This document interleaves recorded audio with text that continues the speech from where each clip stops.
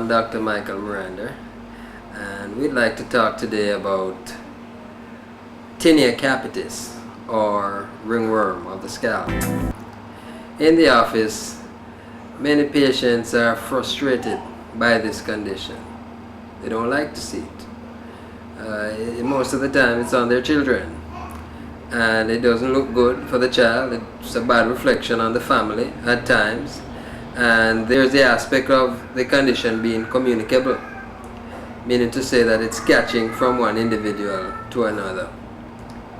In recent times, Tinea Capitis, or ringworm of the scalp, has been very prominent. In fact, I'd say that there's an epidemic of it. But overall, this is not really a rare condition. In America, for instance, they say that 3 to 8%, almost 1 out of 10 children, do have ringworm of the scalp, or Tinea Capitis. Of course, the condition is treatable in most instances, and this is the thing that for the physician is quite rewarding. On the opposite side of that, a lot of patients come in complaining that they are treatment failures.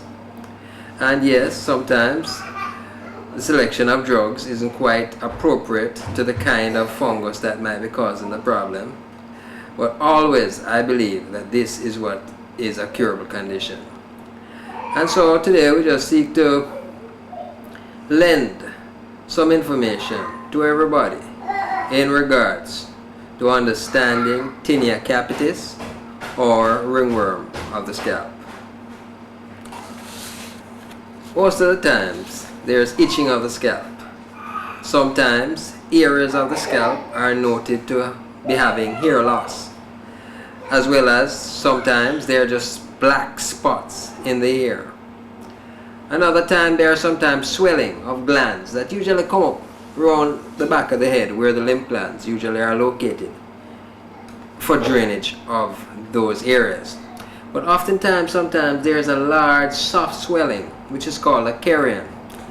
And for physicians who are not quite aware, when they do incise these lesions, it looks like pus. But it's not really an abscess, it's really just an inflammatory reaction of the skin to the fungal moieties. Understanding that goes a long way then to be appropriating the right therapy for this condition. The types of fungus that cause Tinea Capitis go by different names. Perhaps the most common infection is that caused by Trichophyton tonsuracis, or the other common one is Microsporum canis. But there are a number of different fungal moieties that can cause Tinea Capitis. Some of them invade the hair inside, sometimes they affect the hair from outside. The fungus can be transmitted from one person to another. You call those anthrophilic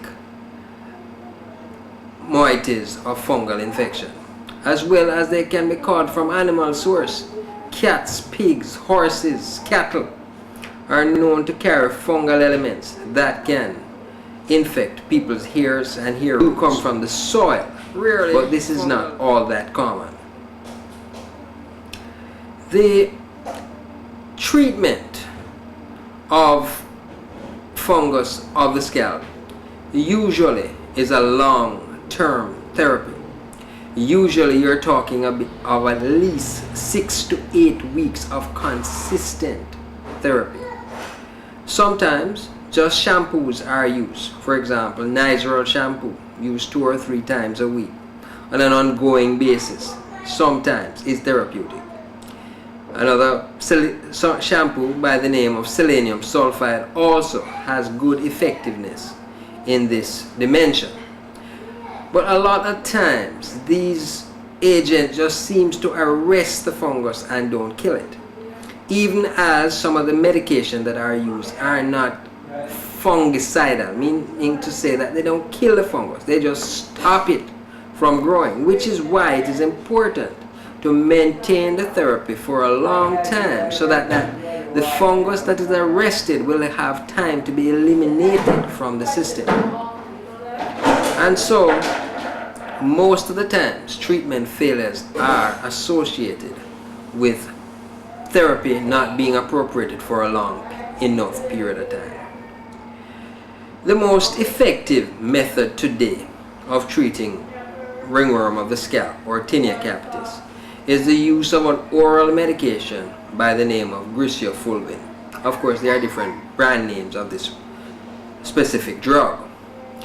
Usually the dose is about 10 to 25 milligrams per pound body weight of child, and it can be taken once a day, usually or preferably taken after meals, the meal having had a fatty source to it. For example, it can be taken after milk, cheese, French fries, or oily food, because it is actually absorbed in the gut through the fats or with the fats of the food.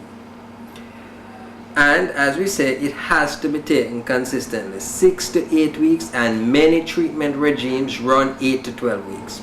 This is what you're looking at.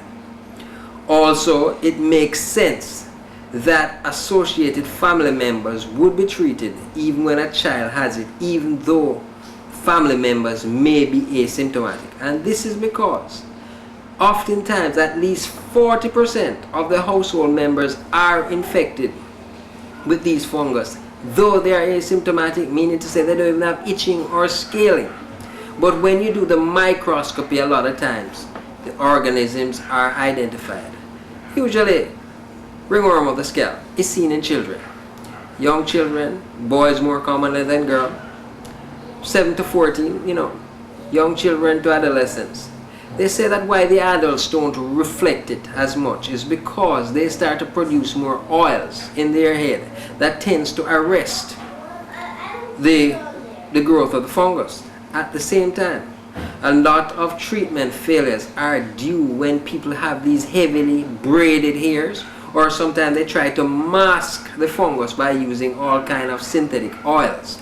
Just because, the fungus makes the scalp look scaly and dry, and sometimes they're masking that by applying oils or, greases for its cosmetic value that, people can go out and everybody don't say you have ringworm in your head, or, hey, mind it, I get it from you.